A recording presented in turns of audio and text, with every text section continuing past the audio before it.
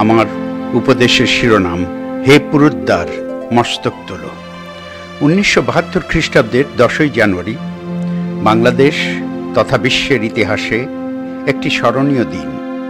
সেদিন এশিয়ার রাজনৈতিক আকাশে ম্রিয়মাণ সূর্যের আবারও আবির্ভাব হলো তার জ্বলন্ত শিখা নিয়ে। সে রশ্মির দীপ্ত আলোয় সমুজ্জ্বল হয়ে উঠেছিল বাংলার কোটি কোটি মানুষ। মুখে তাদের অঙ্কিত হয়েছিল আশ্বাস, আনন্দ, নির্ভয় ভাষা। সেদিন ফিরলেন বঙ্গবন্ধু, এক শুভ্র সাদা বিমানে করে ফিরলেন তিনি। সেদিন দেখেছিলাম মানুষের ঢল, জনসমুদ্র, লক্ষ লক্ষ মানুষ তাকে দিয়েছিল গৌরবময় সম্বর্ধনা। আজ প্রভুর জেরুসালেমে বিজয় প্রবেশ। 2000 বছর আগের একটি ঘটনাকে আজ আমরা আবার স্মরণ করতে চলেছি। প্রভু যীশু জেরুসালেমে প্রবেশ করতে চলেছেন। এই ঘটনার গৌরবময় দৃশ্য স্মরণ করে সাধু দাউদ বলেছিলেন, হে পুরুদ্বার সকল মস্তক তোলো, হে চিরন্তর কপাটগুলি মস্তক উত্থাপন করো। প্রতাপের রাজা প্রবেশ করবেন। গীতসংহিতা 24 অধ্যায়।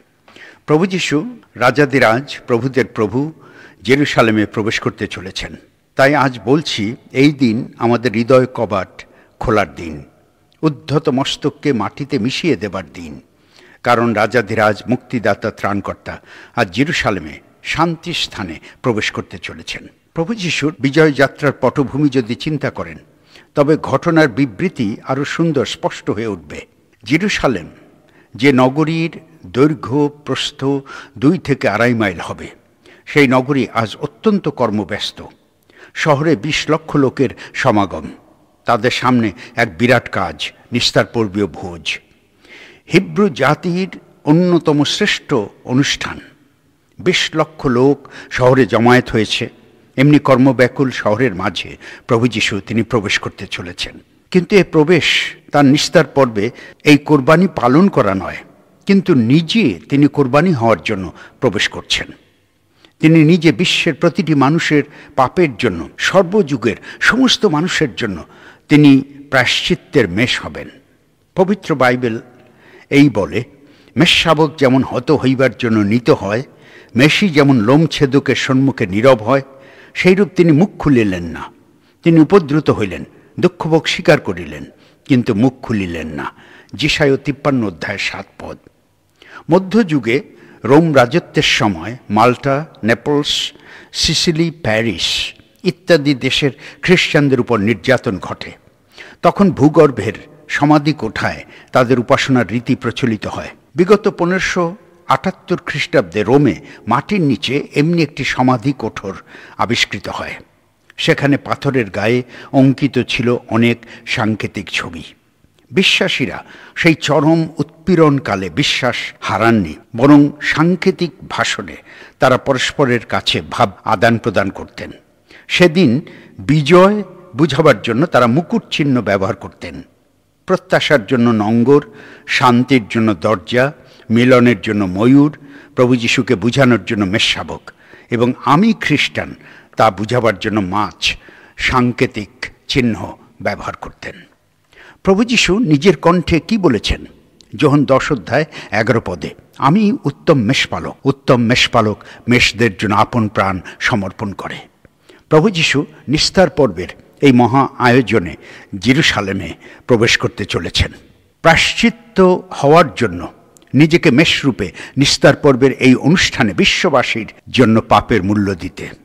যদি কেউ আজ প্রশ্ন তোলেন, তিনি কেন চলেছেন জেরুসালেম অভিমুখে? কি তার বিজয় যাত্রার লক্ষ্য? আমার, আপনার, সবার জন্য প্রভু যীশু আত্মদান করতে চলেছেন। আমাদের সবার জন্য মুক্তির মূল্য দিতে চলেছেন। তার পথযাত্রা লক্ষ্য করুন। তিনি যাত্রার বাহন একটি গর্দভ শাবক, শান্তির প্রতীক গ্রহণ করেছে। আমি শুনেছি ঘোড়া হচ্ছে সংগ্রামের প্রতীক, হাতি হচ্ছে সম্মানের প্রতীক, গর্দভ হচ্ছে নম্রতার প্রতীক, বিনম্র আত্মসমর্পণের প্রতীক। আমার মনে পড়ছে বার্নার্ডাইন কেল্টির লেখা কনস্ট্যান্টিনোপলের পতন বইটি। রোমের শেষ প্রাচ্যের সম্রাট পলিওলোগাস, তার মৃত্যু হলো যুদ্ধে। কনস্ট্যান্টিনোপলের পতন হলো। যার হাতে পতন হলো সেই সুলতান দ্বিতীয় মাহমুদ।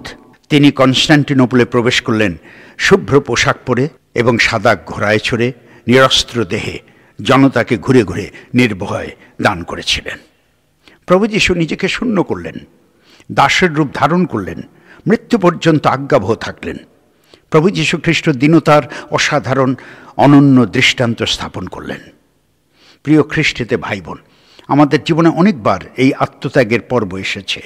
আমরা খেজুর পাতা উড়িয়ে গান গেয়েছি, হোসান্না হোসান্না, এই এলেন শান্তিরাজ।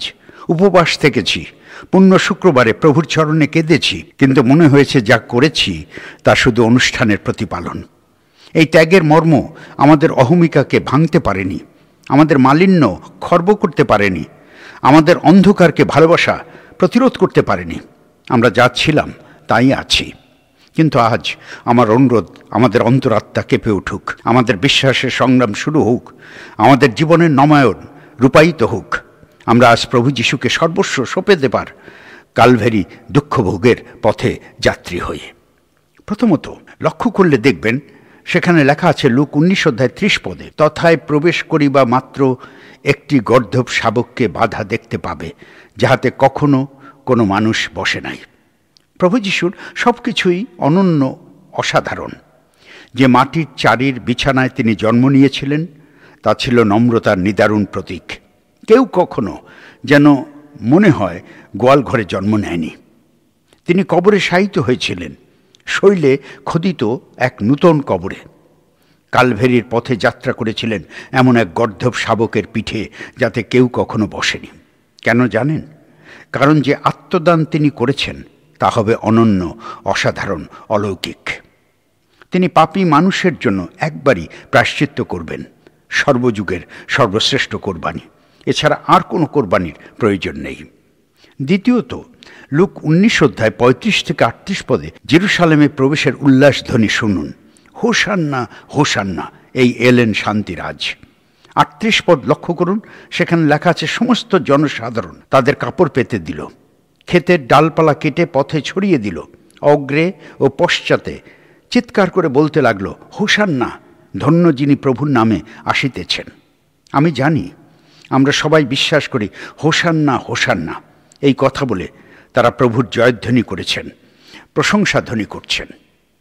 প্রিয় সুধী, যারা বাংলার স্বাধীনতা সংগ্রাম দেখেছেন তারা জানেন মুক্তি সংগ্রামের জাগ্রত জনতার কয়েকটি স্লোগানের কথা।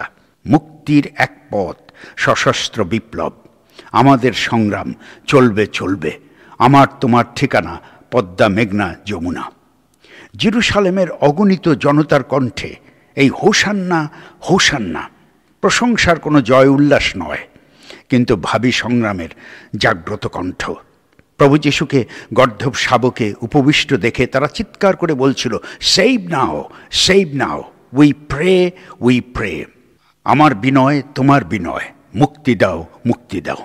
প্রভু যীশুর মুখপানে তাকিয়ে রাজকীয় প্রভুর প্রবেশ স্মরণ করে তারা বিনতি করছিলেন যেন প্রভু যীশু তাদের মুক্ত করেন এবং স্বাধীন করেন।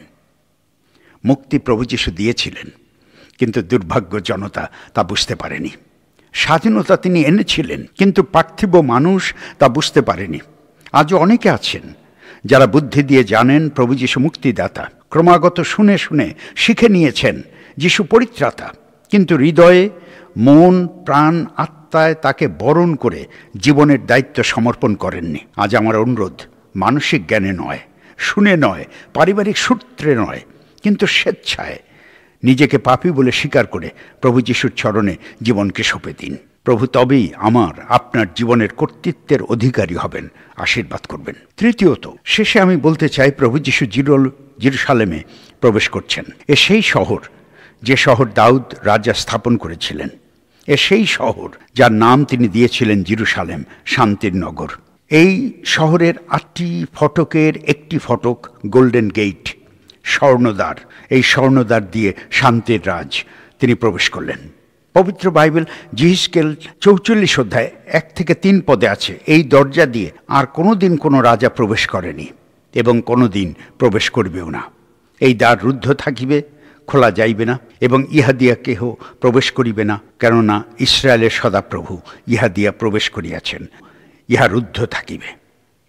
যখন সবাই আনন্দে আত্মহারা, তখন প্রভু যীশু কাঁদছেন। নিজের দুঃখে নয়, কিন্তু শহরের মানুষের মনের কঠিনতা দেখে। এই ফটক দিয়ে প্রভু যীশু যখন প্রবেশ করলেন, তখন তিনি জেরুজালেম নগরী দেখে, তাদের লৌকিক অনুষ্ঠান দেখে, নিঃসার ধর্মের আয়োজন দেখে প্রভু যীশু তার দুঃখ বেদনা রোধ করতে পারলেন না। তিনি মর্মভেদী দুঃখে ভেঙে পড়লেন। চোখ বেয়ে তার দুঃখের অশ্রুধারা ঝরছে। চিৎকার করে বললেন, হে জেরুজালেম, হে শান্তির নগর, তুমি যদি বুঝতে আজিকার দিনে তোমার মাটিতে কি ঘটতে চলেছে। আবার স্মরণ করছি 10ই জানুয়ারি 1972-এর কথা। সোহরাওয়ার্দী ময়দান, লক্ষ লক্ষ মানুষ উপস্থিত। অগণিত জনতার মাঝে বঙ্গবন্ধুকে সম্বর্ধনা জানানো হলো। জনতার মাঝে দাঁড়িয়ে আনন্দে কেঁদে বুক ফাটিয়ে বলেছিলেন বিশ্বকবি রবীন্দ্রনাথকে লক্ষ্য করে, কবিগুরু বাঙালি আজ আপনার কবিতার বাণী, 7 কোটি বাঙালিরে হে মুগ্ধা জননী, রেখেছ বাঙালি করে মানুষ করনি, মিথ্যা প্রমাণ করেছে। বাঙালি আজ মানুষ হয়েছে। তারপর মর্মান্তিক বেদনার ভাঙা কণ্ঠে দুঃখী জনগণের মর্মবেদনা স্মরণ করে বঙ্গবন্ধু নিজাম হিকমতের কাব্যের সুরে বলেছিলেন, আমি জানি দুঃখের ডালি আজও উজাড় হয়নি, কিন্তু একদিন হবে। তারপর কাঁদতে থাকলেন অঝরে। সেই কান্নার স্মৃতি বাংলার মানুষ কোনোদিন ভুলবে না।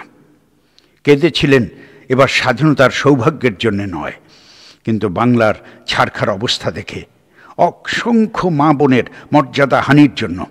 অগণিত মানুষের শোক বেদনা বঙ্গবন্ধুকে বিহ্বল করেছিল। মথি 21 অধ্যায় 10 থেকে 20 পদ। সারা জেরুজালেমে এক হুলস্থুল পড়ে গিয়েছিল। সমগ্র জেরুজালেমের 20 লক্ষ লোক প্রশ্ন করছে, উনি কে? বৈপ্লবিক এক প্রশ্ন, উনি কে? অনেকের প্রিয় গান গোয়াল ঘরে উনি কে। এখন উনি কে এই প্রশ্ন আজ আমাদের বিচলিত করে না। আমরা জানি উনি কে। উনি কে এই গানটি খ্রিস্ট সঙ্গীতে আছে 8টি পদ, অর্থাৎ 8 বার জিজ্ঞেস করা হচ্ছে উনি কে। 8 বার উত্তর দেওয়া হচ্ছে, উনি যিশু মুক্তিদাতা, উনি যিশু আমার ত্রাতা। এই আত্মত্যাগ সপ্তাহের 8টি দিন, রোববার থেকে রোববার 8 দিন আমরা দুঃখের পর্ব উদযাপন করব। এই 8 দিনে আমাদের জিজ্ঞাসা স্পষ্ট হোক, উনি যিশু মুক্তিদাতা, উনি যিশু আমার ত্রাতা। আমেন।